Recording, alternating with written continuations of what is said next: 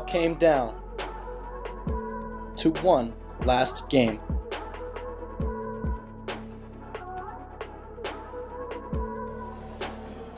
The Nighthawks played in 4 straight elimination games after losing to Empire in the second round and were looking for redemption after losing in the state title game last year. The Coyotes won it just as bad after missing out on the championship game last year by just 1 run in a 12-inning semifinal loss to Cienega. But as we all know, there can only be one team to go home with the grand prize. Ironwood Ridge jumped onto the scoreboard in the top of the first on an unearned run. Then senior Diana Nisbet increased the Nighthawks' lead by another score after hitting a home run to left field in the 3rd inning. Centennial began their rally when senior Dren McGinnis scored on an error to make the deficit 2-1. Fellow senior Haley Galvez then tied up the game in the 5th on an RBI single that sent Jaden Gonzalez to score. The score remained knotted up at 2 runs apiece until the top of the 7th inning.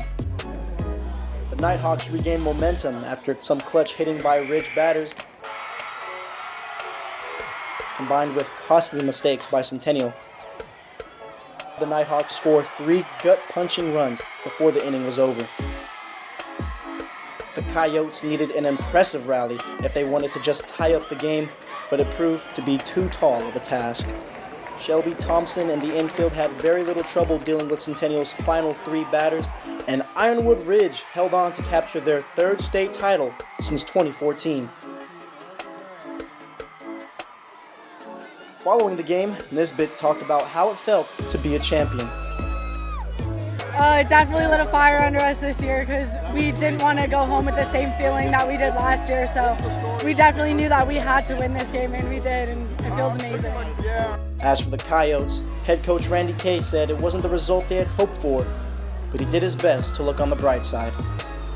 You know, what do? You go out, you play the game as hard as you can, you ask them to give you 100%, and I believe the team did that. I'm super proud of everything that they did.